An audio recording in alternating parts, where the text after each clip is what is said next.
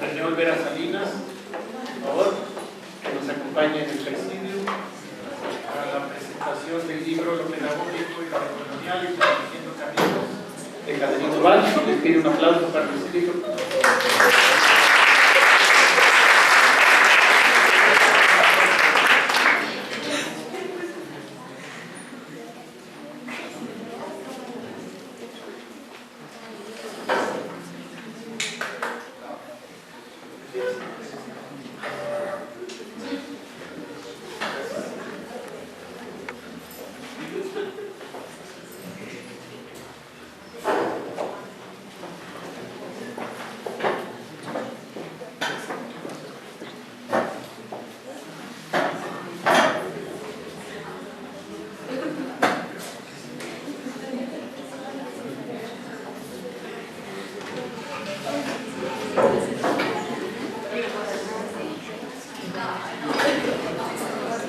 Tenemos el honor de contar con la visita de René Olvera Salinas.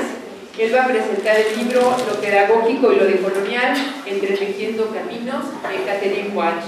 Él se va a presentar a sí mismo, según dice, él prefiere autopresentarse.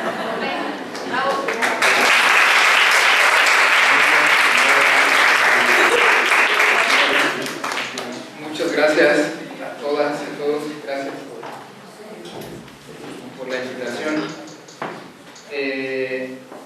Quisiera como comenzar agradeciendo que se generen este tipo de espacios donde podamos encontrarnos y compartir y generar ese otro tipo de relaciones sociales entre nosotros y nosotras, como decía el compañero hace un rato.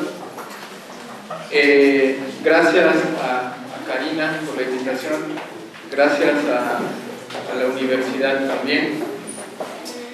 Y bueno, mi nombre, como decía la compañera, es René Olvera. Yo hago parte de una editorial independiente y autogestiva que se llama En Cortito, que es Palabra.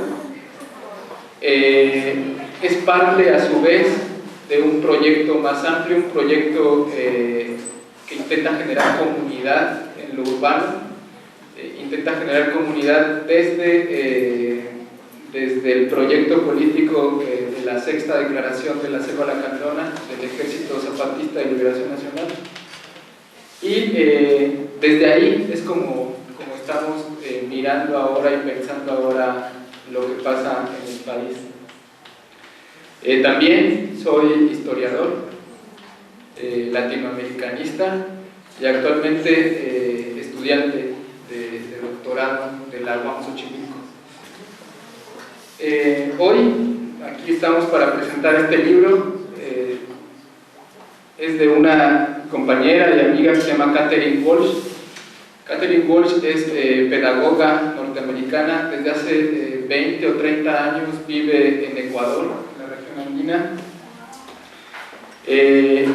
Katy hace parte de un colectivo que se llama Modernidad y Colonialidad.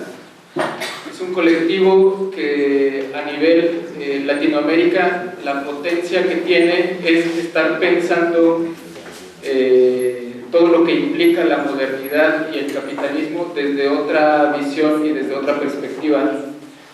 El punto central de este colectivo es que no existe ningún beneficio de la modernidad o del capitalismo sin que exista su contraparte, la colonialidad o la dominación. Pues a partir de ahí empiezan a pensarse sus respectivos territorios y empezamos a generar como estos encuentros. Entonces, el libro se titula Lo pedagógico y lo decolonial, Entretejiendo Caminos. Y lo que quisiera hacer para presentar el libro no es tanto como una presentación formal, sino un par de provocaciones para intentar generar un diálogo, ya sea como acá o allá afuera terminando la provocación. Entonces, van a ser dos momentos. Aparentemente estos dos momentos no tendrían nada que ver, pero es justo como el espíritu o lo que se intenta reflejar en esta otra forma de entender la pedagogía desde la perspectiva decolonial. Ahorita vamos a avanzar como para ver qué queremos decir con esto de lo decolonial, lo pedagógico, etcétera, porque a veces damos por sentado que estamos como en el mismo canal y entendiendo lo mismo, pero quisiera como profundizar más en qué es eso de lo decolonial, como lo pedagógico y estas cosas. Entonces van a ser dos momentos íntimamente relacionados y que son de producción colectiva. No soy solo yo el que ha estado reflexionando sobre esto, sino toda una serie de compañeros y de compañeras en Querétaro, en Chiapas, en el DF, en Ecuador, en Colombia, etcétera, que nos reunimos muy seguido para poder reflexionar qué es lo que está pasando hoy en el país y en el mundo. Entonces voy a comenzar el primer momento de esta provocación. Este primer momento es un homenaje, y un homenaje para la reflexión y para la acción.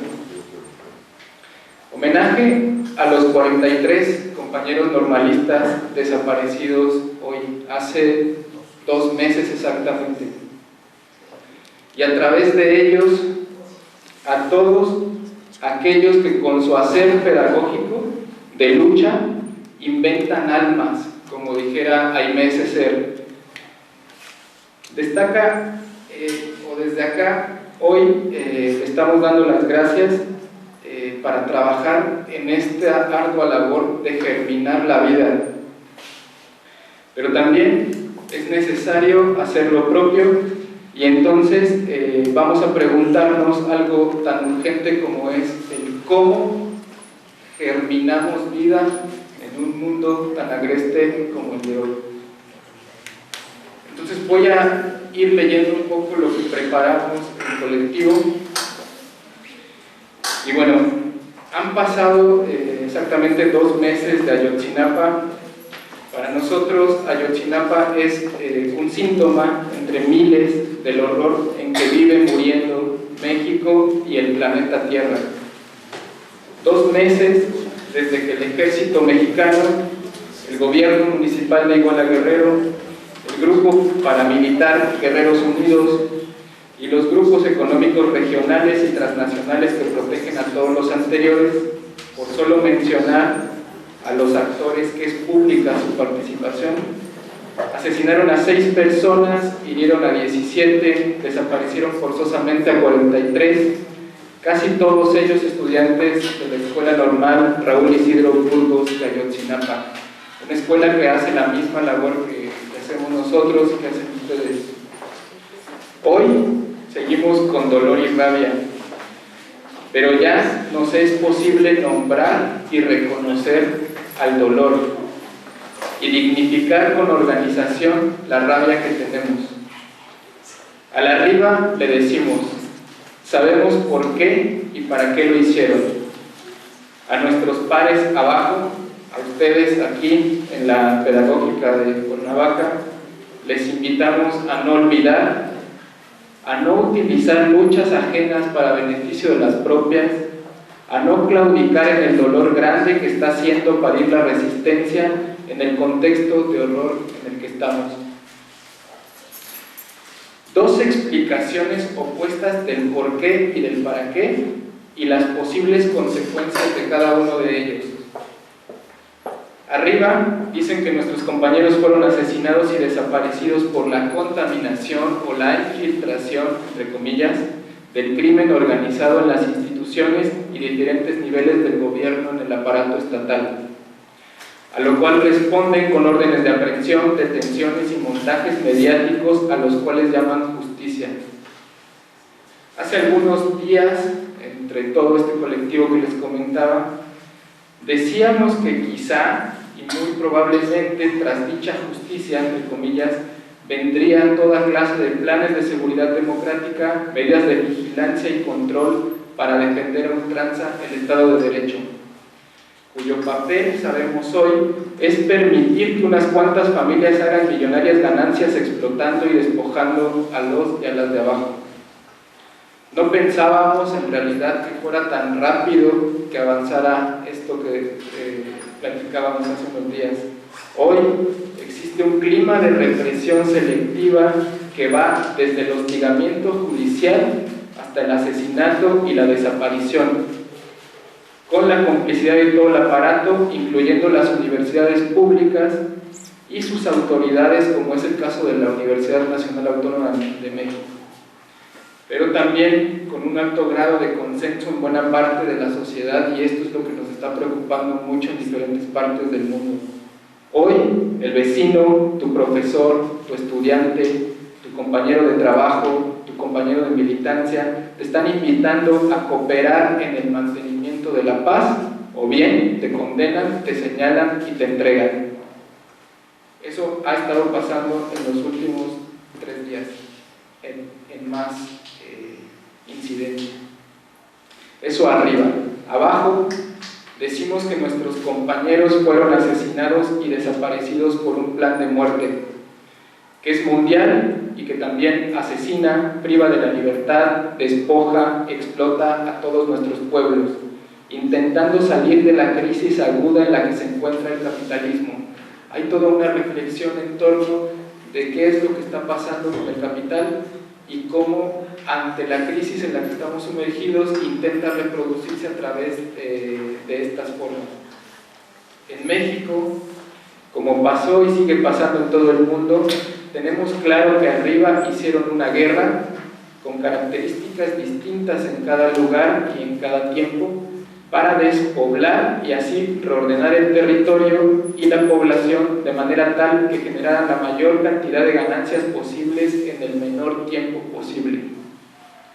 Solo desde ahí a nosotros y a nosotras nos es posible leer Ayotzinapa, pero también desde ahí es posible leer Acteal, Atenco, San Fernando, San Francisco Xochicuautla, Ostula, San Juan Copala, San Sebastián Bachajón en México. Pero como esto es mundial, también nos es posible leer Orillo, Buenaventura, Apartadó, la María Piandamó en Colombia, o el territorio Com, Huichi, Punta Querandí en Argentina, Lirima, el Gualmapu en Chile, San Juan Zacatepec en Guatemala, el Tipnis en Bolivia, territorio Guayú en Venezuela, Cajamarca en Perú, territorio Tupinambá en Brasil, los manglares de El Oro, el Colegio Mejía en Ecuador, y la incontable lista de pequeños genocidios, ecocidios y atentados contra la reproducción de la vida. La perversidad de este plan llega al extremo cuando es posible identificar que en el proceso de despoblar también es posible hacer ganancias. Hacer morir y dejar vivir es un negocio. Sabemos que para llegar a este punto se requirieron reformas políticas, jurídicas, económicas, para lo cual el Estado y todos los niveles del gobierno fueron y son cómplices, así como otros actores como grupos paramilitares o grupos del crimen organizado. En este marco, para nosotras y para nosotros es muy claro que el Estado no falló. Hizo y hace bien su trabajo en la acumulación de capital, y también, o más bien, y tampoco está contaminado por el crimen organizado, sino que trabajan juntos en este plan de muerte. Por eso, nos oponemos rotundamente en la defensa del Estado de Derecho, sencillamente porque en ese contexto, cuando hay un Estado de Derecho como el que está habiendo, los muertos y las muertas y los desaparecidos y las desaparecidas los ponemos nosotros y nosotras. Era necesario como señalar como el contexto de cómo estamos viendo para pasar a una propuesta y qué es lo que quisiéramos poner hoy para platicar más a fondo de cómo salimos de este horror. En ese cómo es muy importante lo pedagógico. En este escenario, nosotras y nosotros pensamos y sentimos que lo que nos queda es recuperar los espacios y los territorios que sirven a otros para acumular mientras a nosotros nos destruyen. Recuperarlos material y subjetivamente. Comenzar a hacernos cargo de la producción y la reproducción de nuestras vidas integralmente, al mismo tiempo que confrontamos a los y a las que no nos los permiten. Y eso solo puede ser en colectivo y en comunidad, mediante procesos asamblearios donde en el camino vamos aprendiendo de qué se trata y en el marco de una ética que garantice la vida de todos y no solo de unos cuantos. Habrá que ponerle el cuerpo a parir esa resistencia. Habrá que ponérselo estratégicamente, identificando el corazón del monstruo que queremos eliminar. Segundo momento, para ese cómo y para esa generación de estrategia para salir del horror, creemos, o desde el editorial estamos editando diversos textos y este es uno de ellos. No vemos la solución en un libro, en una teoría, en un grupo, en una guerrilla, en un grupo político, etc. La vemos solamente en la comunidad y generando tejidos entre nosotros. Entonces, para eso o desde ahí vemos nosotros estos libros como herramientas. Y quisiera abrir como la presentación concreta de esta herramienta con una cita de Stuart Hall que también apertura este texto. Y Stuart Hall decía: es necesario movilizar todo lo que podamos encontrar en términos de recursos intelectuales para entender qué es que sigue haciendo las vidas que vivimos y las sociedades en que vivimos profundamente antihumanas. Entonces, en este contexto de horror, movilizar todas estas herramientas no solo es necesario, sino es urgente y tenemos que empezar, creemos nosotros, a encontrarnos para ver cómo salimos del horror. Entonces, desde ahí quisiera señalar como algunos puntos que me parecen importantes en la propuesta de este texto. Un primer punto, van a ser solo ideas, es que los momentos políticos, como los que estamos viviendo ahora, producen movimientos teóricos. Y esos movimientos teóricos nos sirven para identificar cuál es el problema, avanzar en su análisis y en la comprensión del problema y sobre todo para impulsar procesos necesarios de aprendizaje e intervención y transformación. Ese es un punto que atraviesa todo el libro. Un segundo, y que me parece que es la pregunta central para Katherine Walsh en este texto, es el cómo. ¿Cómo le hacemos?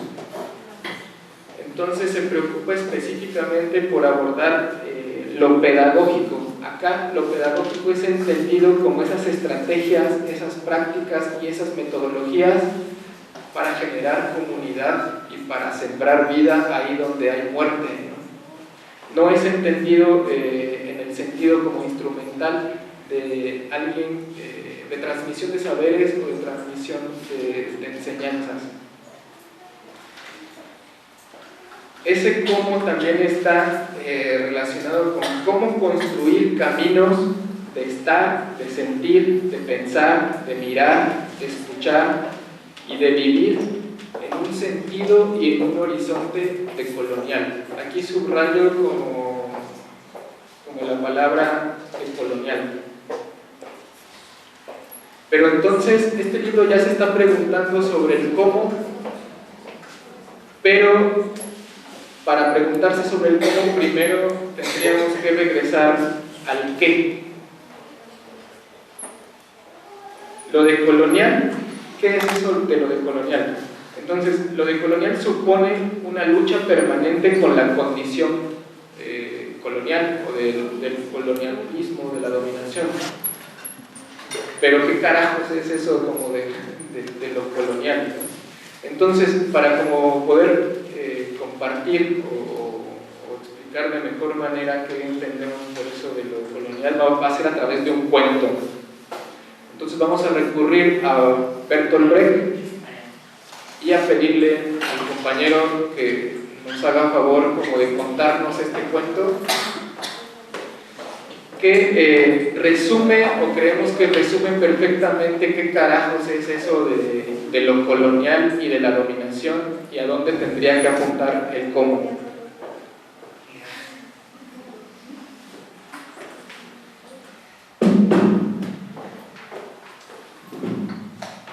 Si los tiburones fueran hombres. Bertolt Brecht, Historia del Almanaque, Barcelona, Editorial Alianza, 1975. Si los tiburones fueran hombres, preguntó la señora K, la hija pequeña de su patrona, ¿se portarían mejor con los pececitos? Claro que sí, respondió el señor K. Si los tiburones fueran hombres, harían construir en el mar casas enormes para los pececitos, con toda clase de alimentos en su interior, tanto plantas como materias animales. Se preocuparían de que las cajas tuvieran siempre agua fresca y adoptarían todo tipo de medidas sanitarias. Si, por ejemplo, un pececito se lastimase una aleta, enseguida se le vendaría de modo que los pececitos no se le murieran prematuramente a los tiburones. Para que los pececitos no se pusieran tristes, habría de cuando en cuando grandes fiestas acuáticas, pues los pececitos alegres tienen mejor sabor que los tristes. También había escuelas en el interior de las cajas. En esas escuelas se enseñaría a los pececitos a entrar en las fauces del tiburón. Estos necesitarían tener nociones de geografía para mejor localizar a los grandes tiburones que andan por ahí holgazaneando. La principal sería, naturalmente, la formación moral de los pececitos. Se les enseñaría que no hay nada más grande ni nada más hermoso para un pececito que sacrificarse con alegría. También se les enseñaría a tener fe en los tiburones y a creerles cuando les dijeran que ellos ya no se ocupan de forjarles un hermoso porvenir. Se les daría a entender que ese porvenir que se les augura solo estaría asegurado si aprendieran a obedecer. Los pececitos deberían guardarse bien de las bajas pasiones, así como de cualquier inclinación materialista, egoísta o marxista. Si algún pececillo mostrara semejantes tendencias, sus compañeros deberían comunicarlo inmediatamente a los tiburones. Si los tiburones fueran hombres, se haría naturalmente la guerra entre sí para conquistar cajas y pececillos ajenos. Además, cada tiburón obligaría a sus propios pececillos a combatir esa guerra. Cada tiburón enseñaría a sus pececillos que entre ellos y los pececillos de otros tiburones existe una enorme diferencia. Si bien todos los pececillos son mudos, proclamarían lo cierto es que callan en idiomas muy distintos y por eso jamás lograrían entenderse. A cada pececillo que matase en una guerra un par de pececillos enemigos, de esos que callan en otro idioma, se les condecoraría una medalla de coraje y se les otorgaría además el título de héroe. Si los tiburones fueran hombres, tendrían también su arte. Habría hermosos cuadros en los que representarían los dientes de los tiburones en colores maravillosos, y sus fauces como puros jardines de recreo en los que da gusto reposar. Los teatros del fondo del mar mostrarían a los heroicos pececillos entrando entusiasmados en las fauces de los tiburones, y la música sería tan bella que a sus sones, arrullados por los pensamientos más deliciosos, como en un ensueño, los pececillos se pellizcarían en tropel. Si los tiburones fueran hombres, esta religión enseñaría que la verdadera vida comienza para los pececillos en el estómago de los tiburones. Además, si los tiburones fueran hombres, los pececillos dejarían de ser todos iguales como lo son ahora. Algunos ocuparían ciertos cargos a los que les colocarían por encima de los demás. Aquellos pececillos que fueran un poco más grandes, se les permitiría incluso tragarse a los más pequeños. Los tiburones verían esta práctica con agrado, pues les proporcionarían mayores bocados. Los pececillos más gordos, que serían los que ocupasen ciertos puestos, se les encargaría de mantener el orden entre los más pececillos, y serían maestros o oficiales, ingenieros especializados en la construcción de cajas, etc. En una palabra, habría por fin en el mar una cultura, y los hombres y los tiburones fueran hombres.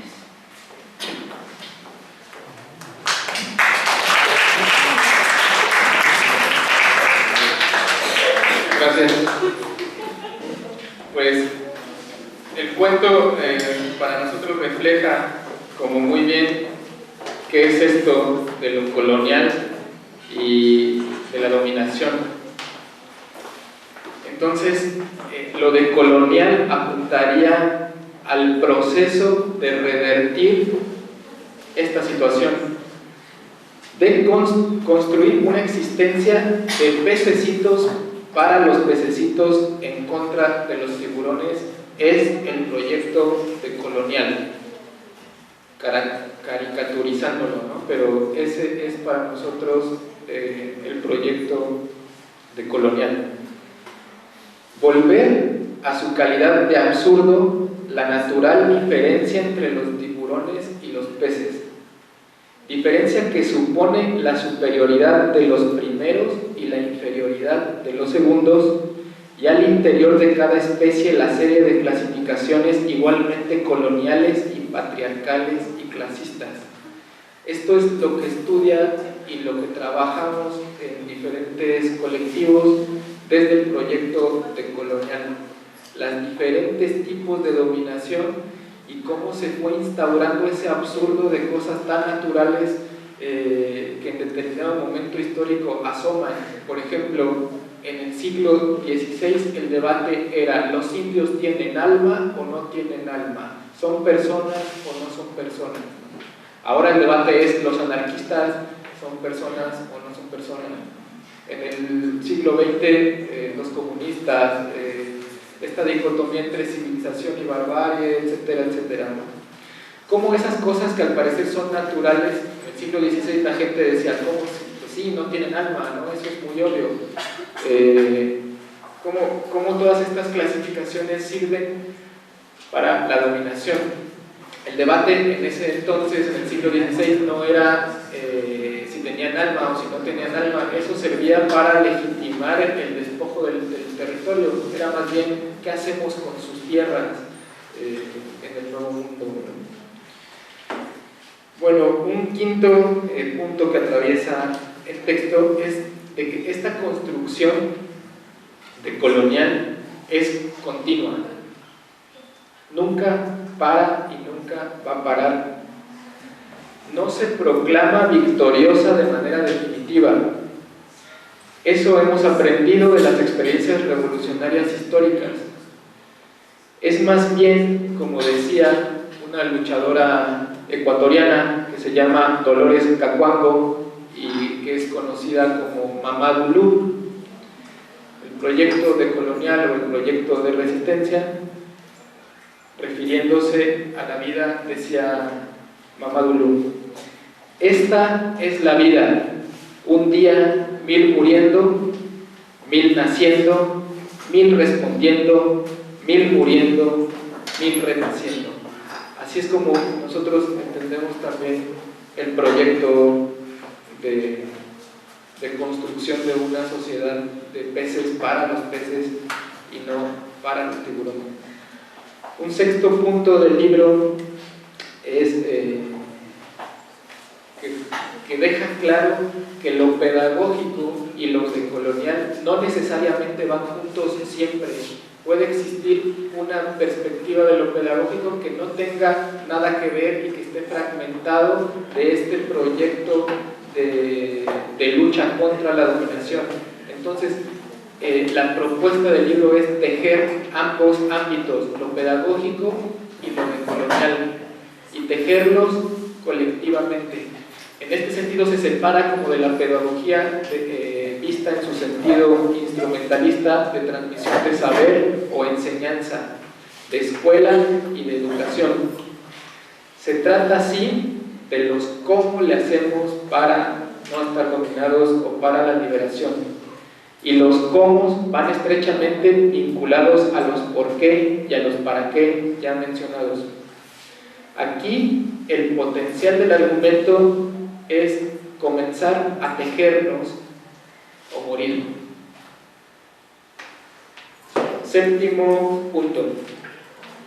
En esta tarea pueden ayudarnos grandes maestros como Paulo Freire, Franz Fanon y Manuel Zapata.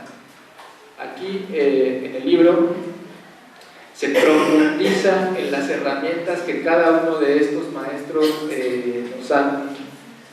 nos han dejado como legado y herramientas que podemos echar manos para empezar a pensar los cómo.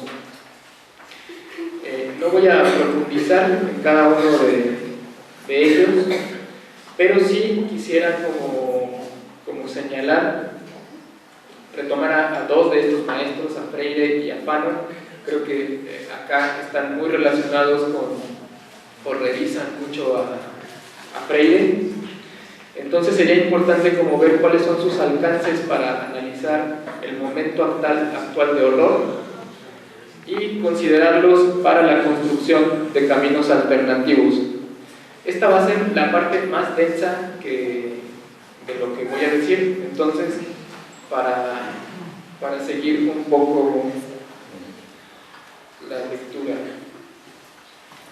Entonces, ¿qué hay en Freire y qué hay en Fanon para poder avanzar en contestarnos el cómo salir del horror? Voy a leer rápidamente y detenernos en algunas cosas para resaltar. Conocer la realidad para poder transformarla era para Freire acción necesaria para enfrentar la opresión y humanización. Aquí es donde podemos empezar a señalar las potencialidades de esta idea y de las diferencias con otros proyectos también de liberación como el de Fanon. Cambiar el mundo implica, según Freire, una dinámica dialéctica entre la enuncia de la situación deshumanizante y el anuncio de su vencer. Sin embargo, mientras el acto de conocer proyecta hacia la concientización y la comprensión de la situación de uno en el mundo, no necesariamente liga conocimiento, humanización y descolonización, ni tampoco considera cómo el conocimiento se enraiza en y sobre un cuerpo no solo oprimido o subalternizado, sino también racializado dentro de una matriz colonial. Es decir, Freire estaba preocupado por cómo se puede conocer la realidad y a partir de conocer la realidad transformarla. Eso nos da posibilidad de empezar a preguntarnos el cómo salir del horror, pero no nos problematiza otra situación como la de que el horror mismo está dentro de nosotros mismos y empezar como a retomar a Fanon en esa tarea es muy importante. Y continúo.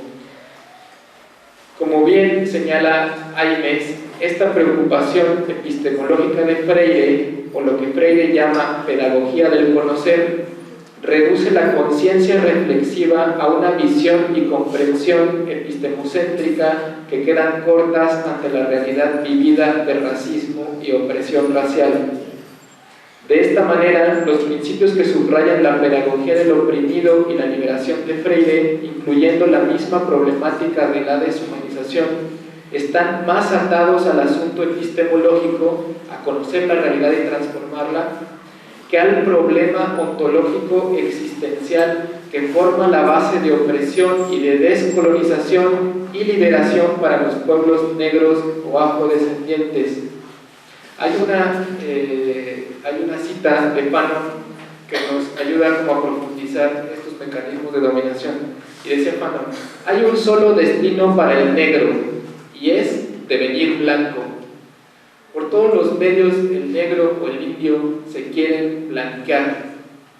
Ese es como el mecanismo de mayor alcance en el proyecto de dominación que tenemos que tomar en cuenta para problematizarnos los cómo.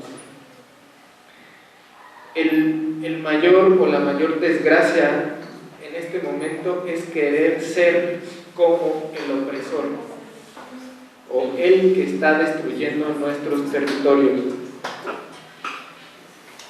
Entonces, regresando al principio, ante los Ayotzinapa nos hace falta echar mano de estas lecturas y herramientas al tiempo que hacemos. Dice un compañero y amigo, Gustavo Esteva, que hay formas de organización o tácticas que están muertas aún antes de nacer, por falta de estrategia de identificar el tamaño y modo de nuestro enemigo. Pensar la pedagogía decolonialmente y lo decolonial pedagógicamente urge para parir la resistencia en colectivo. Para ello hay que reconocer que estamos en guerra y que nos están matando de a poco o de manera fulminante, que nos han estado matando de diferentes maneras desde hace más de 500 años, que son millones las historias de explotación, humillación y despojo que llevan los nombres de nuestros padres, abuelos, tatarabuelos y ahora nuestros nombres. Es necesario también sentir la vergüenza de las tantas veces que hemos negado ser parte de esta realidad, por deseo o por imposición, con nuestras palabras o con nuestras acciones, en ese intento fracasado de limpiarnos la mácula del desprecio como destino, diseñando una máscara con el rostro del opresor. Hay que aprender a localizar nuestro rostro individual y colectivo en un recodo del mirar de nuestros pueblos y con ello descubrir la terrible fuerza del sonreír en el mismo momento que grita con rabia o que se grita con rabia al asesino. Aprender que la sonrisa y la rabia no pueden ir separadas a riesgo de morir de pena, que siempre van de la mano en el momento que se defiende el territorio y lo que hay en él, el alimento, la casa, la salud, las formas propias de gobernarnos, de tomar decisiones colectivamente, de construir los sí y los no de la forma en que queremos vivir. En suma, aprender de las resistencias pasadas y presentes de nuestros pueblos del campo y la ciudad, esas que levantan vida y sonrisas, ahí donde mero está la muerte. La pregunta es, ¿cómo volver a ser nosotras y nosotros en el campo y en la ciudad? ¿Cómo recuperar y dar vida a esos espacios de comunidad que aún existen? Esos que están en contra de la lógica del afán de dominación y de lucro.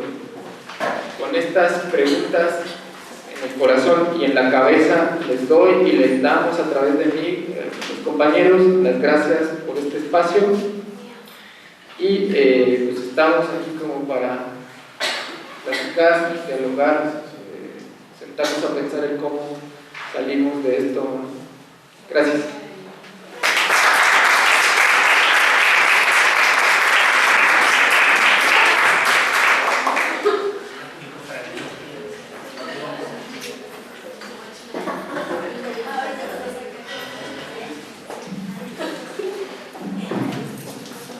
Es curioso porque cada vez se va haciendo más chica la población, pero aún así tenemos tiempo para dos preguntas. ¿Y alguna de ustedes?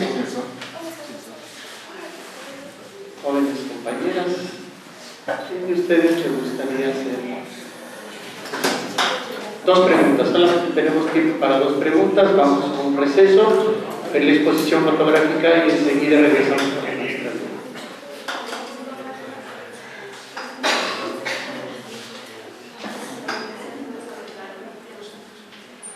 Si les gustarían más preguntas de esta zona central. Claro, por supuesto invitamos a nuestros compañeros docentes, pero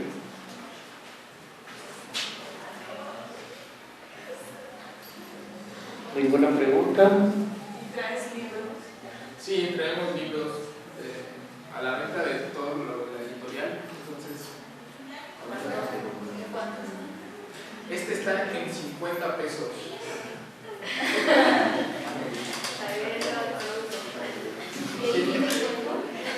No, el cuento no viene aquí. El cuento es un plus, ¿no? Para pero lo pueden buscar en internet. Debe estar en está editado. Cabe señalar también eso, como en la industria editorial, estos textos se publican en editoriales como Berkeley o Duke en Estados Unidos, y acá, pero con precios entre 800 y 1000 pesos. Los grandes, los chicos pueden llegar hasta 400 pesos. Entonces, un propósito de la editorial independiente y autónoma que tenemos es que esto pueda llegar en 50 pesos y circular. Entonces, eso es como... Este es como un abrebocas, este pequeño texto, pero es extraído de un libro más grande en donde se reúnen investigadores y pensadores de procesos sociales, políticos y también de diferentes universidades en América Latina para construir este libro que se llama Pedagogías decoloniales, prácticas en su proceso de resistir y revivir. Es el tomo 1. Este solamente se distribuye en Ecuador, pero también hay la posibilidad, nosotros vamos a sacar una edición de este, de hacer una lista de quienes estén interesados en este libro y poder hacérselos llegar. Todo el material también está en PDF, por si no hay, en estos tiempos ya no hay ni siquiera esos 50 pesos, ¿no? Entonces también se los podemos hacer llegar en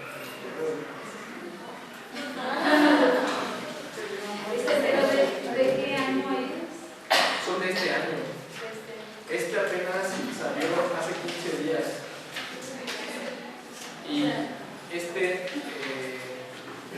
salió hace un par de meses. Todavía no se distribuye. Este está en 350, pero es sí solo por encargo. Y este tenemos como ahí varios. Dos preguntas, maestro Jesús, maestro Carlos, y van a ser tres porque yo quiero preguntarte. Es una especie de reflexión y es se debe en la serie de acontecimientos que mencionaste en diferentes partes de México y del mundo. ¿Por qué el comportamiento de los mexicanos o de los profesionistas y todo esto de llegar a una situación, por ejemplo el caso de Ayotzinapa? Yo soy un magistra rural. Bueno, llega muy fuerte la situación porque podríamos haber sido alguno de nosotros cuando estuvimos como estudiantes, ¿no? Y ese estado, tiene que ocurrir ese tipo de situaciones y de repente pasamos de una situación de mucha tranquilidad, de una vida cotidiana tranquila, vamos al trabajo, regresamos, dormimos, comemos, vemos la tele, a la indignación por el hecho y a buscar culpables.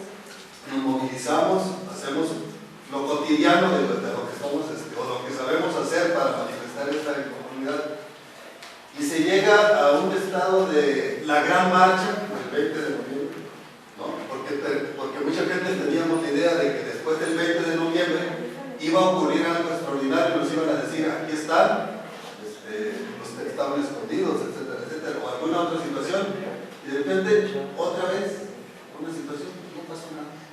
Aguas Blancas, indignado, todo el mundo, Acteal, y todo el mundo indignado por Acteal, y todo el mundo indignado por muchas cosas, y al mes, no sé, ni siquiera pasan meses, ¿no? Que sería así como que todavía muy indignados en un mes.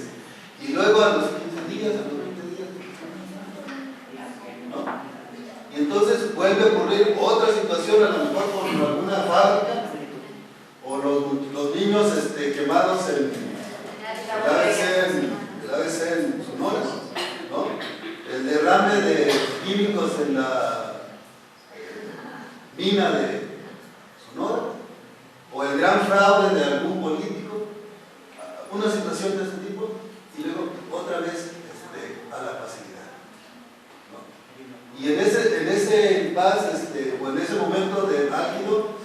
se rescata una que otra persona que nunca se había indignado, ¿no? Y ya le creemos que están en esta parte, pero de repente pues otra vez ya se, ¿no? Como que se desvanece esa situación y como que no se consolida nada. Estamos en ese comportamiento así de la indignación a la pasividad, de la indignación a la pasividad. Entonces esa es una inquietud que yo tengo, no sé si hubiera alguna explicación así de ese, porque hemos estado durante mucho tiempo en esa situación, ¿no? Desde el 68, que yo es lo que yo más recuerdo, ¿no? No sé. Sí, ¿les parece? Hacemos las preguntas al compañero por cuestiones de tiempo y luego los contestas en conjunto. ¿Está bien? Maestro Carlos. Bueno, más que una pregunta es un comentario y luego en primero es reconocerles el poner en la mesa este tema, porque parece invisibilizado de la formación de los formadores. Entonces los felicito por esta postura.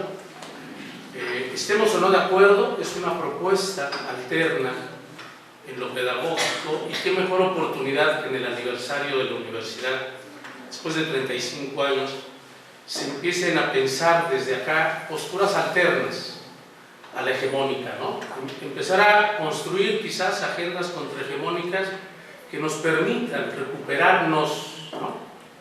Y qué mejor que en estos espacios como la Universidad Pedagógica, las normales, que es desde donde se construyen estas subjetividades que nos autodominan, ¿no?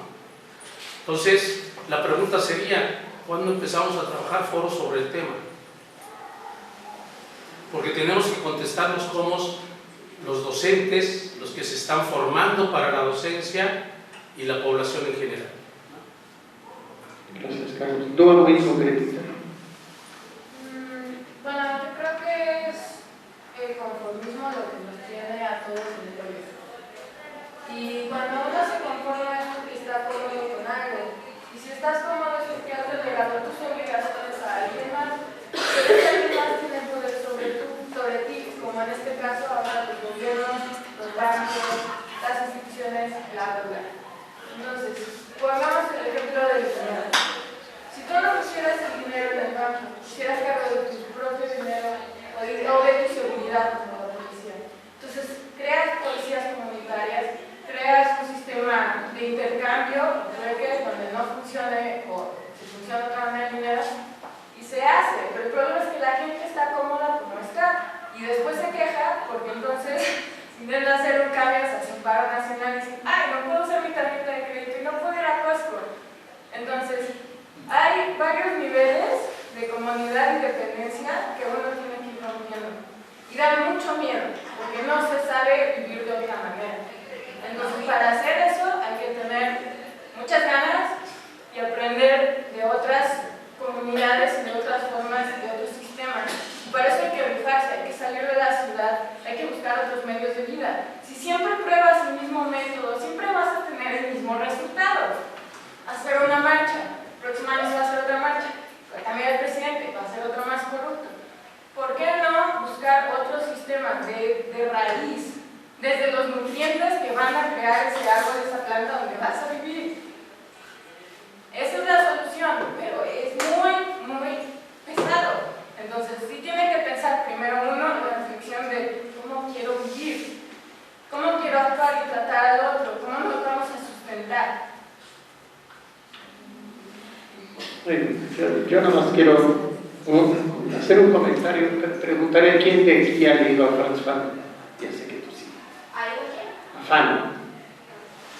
Es muy interesante porque en la recusada formación de los años 60, curiosamente, yo tuve que leer, analizar y discutir a Franz Fanon en una secundaria pública.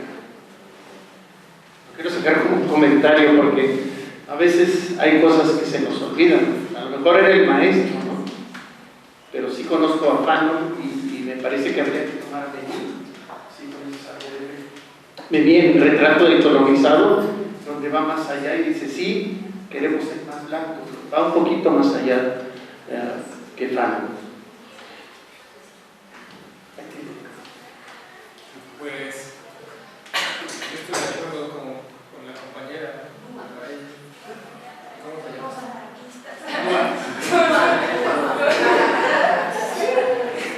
Yo creo que no, yo lo agregaría más. Ahí es cuesta parir la resistencia, cuesta parir otra forma de vida. Y eso se diferencia como con muchos proyectos revolucionarios históricos, ¿no? Donde llegaba no sé, el foco y decía, bueno, vamos a estar mejor, pero en el proceso se iban quedando solos, porque es mentira, nosotros no prometemos estar mejor, prometemos que va a haber más dolores, y va a haber más sufrimiento, y va a haber más trabajo, menos descanso, etcétera, porque cuesta parir esa resistencia. Entonces no estamos como buscando también a nadie a quien salvar. Ese es otro elemento como bien clave. Estamos buscando compañeros codo a codo que vayamos caminando en torno a eso. Yo respondería también sumándome a la reflexión. Y al compañero que decía cómo empezamos a generar los foros, pues ahora, entonces nos podemos quedar y empezar a platicar cómo podríamos al menos generar un próximo encuentro, planteando algunos puntos ahí, poner fechas, acordar qué están trabajando ustedes, qué estamos trabajando nosotros, conocernos un poco más y empezar ahí a tejer. Sí, a mí me gustaría participar en ese sentido. He estado trabajando a Escribano y a Figueres, que es una propuesta de país. Entonces quizás nos juntamos. Bien, pues muchísimas gracias, René, muchísimas gracias, les pido un aplauso.